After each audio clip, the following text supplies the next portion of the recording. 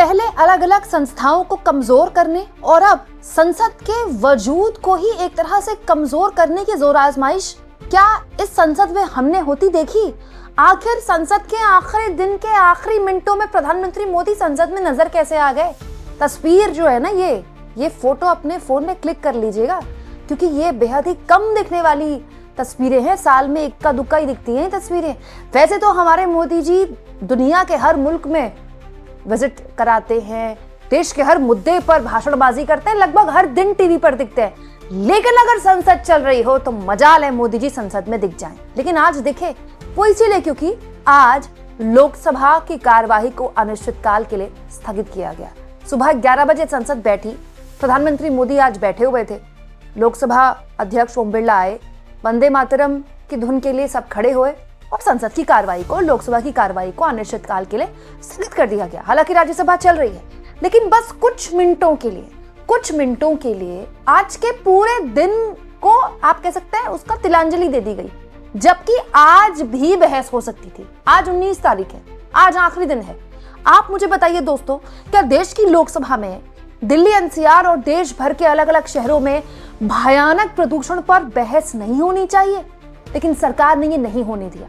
आखिर इस मुद्दे पर क्या बोले कपिल सिब्बल, और कपिल सिब्बल कैसे बता रहे हैं कि पूरी की पूरी संसद का जो इंपॉर्टेंस है ना, वही बड़ी साजिश के तहत खत्म कर रही है सरकार। दोस्तों, कपिल सिब्बल ने क्या कहा ये मैं आपको बताऊंगी, लेकिन आपको ये पता होना चाहिए कि कल देर रात क्या हुआ है। पहले लोकसभा में जल्दीबाजी में the sustainable harnessing and advancement of nuclear energy for transforming India bill 2025 ध्वनिमत से पास हो गया। पहले ये लोकसभा से पास हुआ, फिर राज्यसभा से पास हो गया। ये इसको शांति बिल कहा जा रहा है शॉर्ट फॉर्म में। ये इतना इंपॉर्टेंट बिल है जिसमें हम न्यूक्लियर एनर्जी के लिए प्राइवेटाइज कर रहे हैं, अब उसको प्राइवेट हाथों के लिए खोल रहे हैं। इनफैक्ट एफडीआई को भी इसमें शामिल कर रहे हैं, विदेशी कंपनियों को भी इसमें न्योता दे रहे हैं। विपक्ष कहता रह गया इतनी जल्दीबाजी में बहस मत करवाइए, स्टैंडिंग कमेटी को भेज दीजिए, जेपीसी को भेज दीजिए, लेकिन सरकार ने नहीं सुनी। एक दिन लोकसभा में बहस हुई, अगले दिन राज्यसभा में बहस हुई और उसके बाद उसको पास करा लिया गया। यही काम हुआ दोस्तों जी राम जी योजना के साथ, जो बिल के रूप में लाई गई। ठीक है, मनरेगा को खत्म किया गया। एक दिन लोकसभा में बहस हुई, ठीक है, उस दिन शिवराज सिंह चौहान के चेहरे पर विपक्ष के लोगों ने बिल की प्रतियां फाड़कर उनके मुंह पर दे मारी। उसी दिन मतलब कल ही राज्यसभा में पेश हो गया, 1:45 बजे पास भी हो गया। मतलब ऐसी जल्दबाजी की जा रही है जिसे पता नहीं क्या है, जबकि इन दोनों बिलों को हर लिहाज से स्टैंडिंग कमेटी या जेपीसी को भेजा जाना चाहिए। अब कपिल सिब्बल ने इस मुद्दे पर बात बोली है, राज्यसभा के सांसद है, सुप्रीम कोर्ट के वकील हैं, कि ये सब कुछ जानबूझकर किया जा रहा है। लगातार साल दर साल संसद के दिन कम किए जा रहे हैं और सरकार संसद बस एक रस्म अदायगी के लिए चला रही, उसको जो करना होता है वो वही करती है, ताकि संसद में बहस ना हो और संसद की इंपॉर्टेंस ही खत्म हो जाए। आहिस्ता आहिस्ता मुझे ऐसा लगता है कि जो हमारा संसद है, जो पार्लियामेंट है, उसकी जो रेलेवेंस है वो गिरती जा रही है, क्योंकि कम से कम सिटिंग्स होती हैं और आहिस्ता आहिस्ता मैं समझता हूँ कि लोग भी सोचते हैं कि पार्लियामेंट में कुछ होता नहीं है। तो ये बहुत ख़तरनाक बात है, लोकतंत्र के लिए बड़ी ख़तरनाक बात है, क्योंकि सही मुद्दों पे चर्चा नहीं होती और ऐसे मुद्दों पे चर्चा होती है जिसका कोई आज के दिन लेना देना नहीं है। तो पहली बात तो आपसे कहना चाहता हूँ कि आप देखिए कि 1 दिसंबर से लेकर 19 दिसंबर तक ये सेशन है, इनमें लगभग 15 सिटिंग्स हुई। 15 सिटिंग्स हुई हैं एक सेशन में। जब हम पार्लियामेंट में थे, मैं तो मतलब कि 2099 और उसके बाद की बात करता हूँ, तो उस समय पार्लियामेंट विंटर सेशन में लगभग 20 नवंबर को बैठता था और दिसंबर तक चलते रहते थे।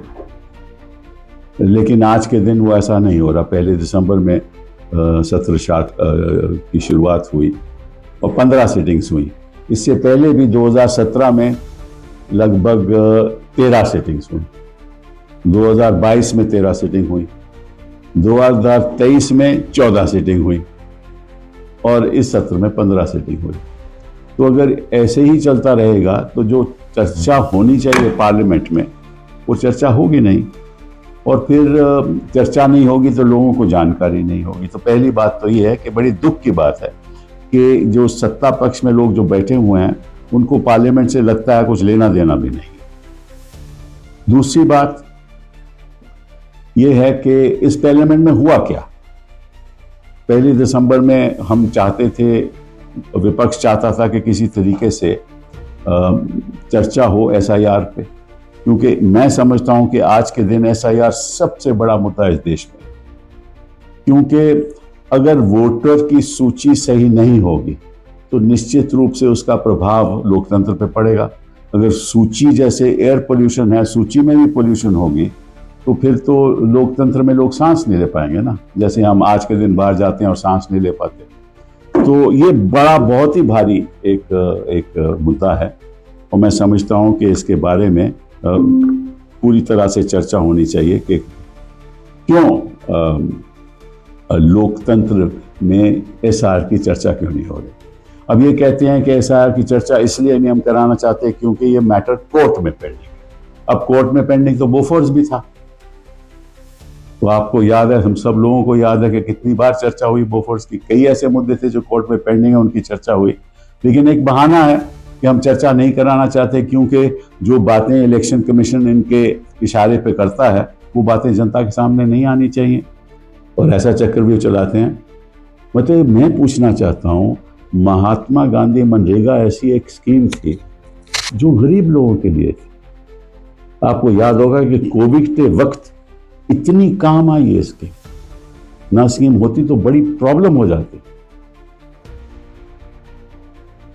तो इसी से तो जो पॉवर्टी है, जो गरीबी है, उसको उन गरीब लोगों को कुछ राहत मिली।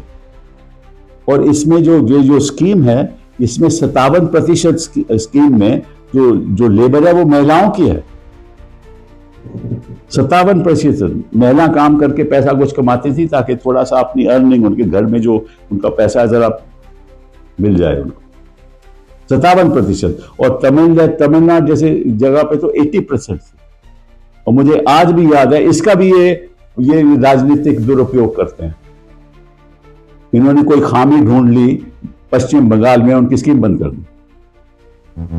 पश्चिम बंगाल को कोर्ट में जाना पड़ा कि भैया स्कीम तो लागू करो। कोर्ट ने इनके हक में, पश्चिम बंगाल के हक में फैसला दिया। अभी तक लागू हुई है नहीं, मुझे नहीं जानता, लेकिन ये तो है कि एक तरफ तो ये महात्मा गांधी की स्कीम को खत्म करना चाहते हैं, ये भी अब सीजनल हो गया, डिस्क्रेशनरी हो गया, ये राइट्स बेस्ड स्कीम नहीं रही है। और सबसे जो दुख की बात यह है कि इस स्कीम के अंतर्गत केंद्र सरकार की जो कंट्रीब्यूशन है वो 90% थी, मटेरियल के ऊपर और लेबर के ऊपर 90%। और जो राज्य सरकार थी उसकी कंट्रीब्यूशन 10% थी। तो इन्होंने कहा कि अब स्कीम जो होगी उसमें जो केंद्र की कंट्रीब्यूशन होगी वो केवल 60% होगी और राज्य सरकारों की कंट्रीब्यूशन 40% होगी। राज्य सरकारों के पास तो पैसा ही नहीं है,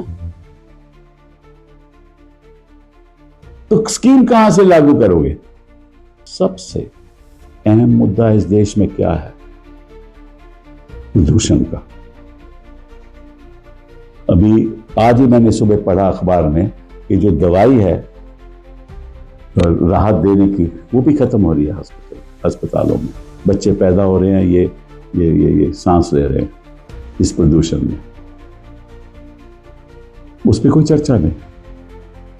मतलब कि लोगों की जिंदगी चले जाए, वृद्ध लोगों की जिंदगी चले जाए, आपके फेफड़ों में प्रदूषण रोज के रोज इस लेवल पर हो जाए कि आपकी उम्र घट जाए, उसकी कोई चिंता नहीं।